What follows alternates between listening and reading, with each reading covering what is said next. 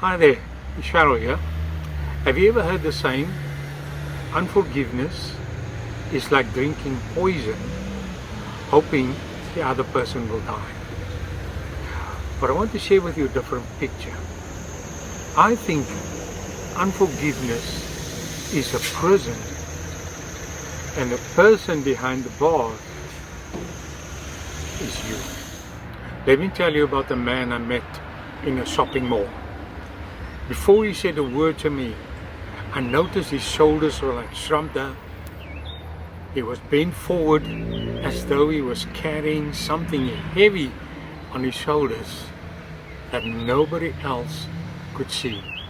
He was separated from his wife because she had betrayed him.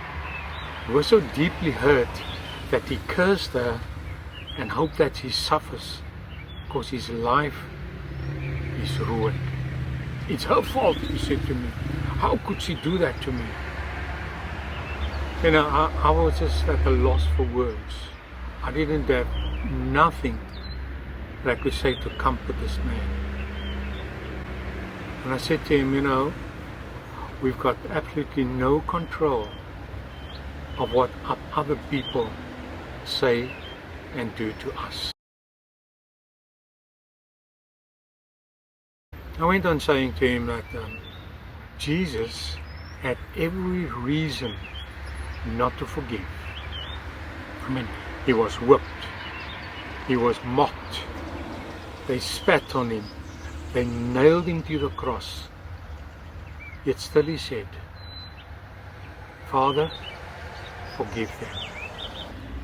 I looked at him and said, you can't change what your wife did to you. But today, you can choose what happens in your own heart. I looked at him and he says, okay, let's do this. Told him, please don't close your eyes while we're praying, okay? We're in the mall. And I said, but this is what you need to do. Tell God honestly that you've been hurt. You know, after you've done it, you place that hurt on the cross of Jesus. And now I want you to forgive her. And ask Jesus to fill you with His love. Fill that empty place in your heart with His love. His eyes is filled with tears and his shoulders just relaxed. You know, it was as if something heavy had fallen off his shoulders. It was like release.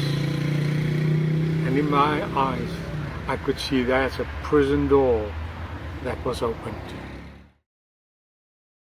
I met him at the shopping mall again, and I almost did not recognize him. I mean, he's too different.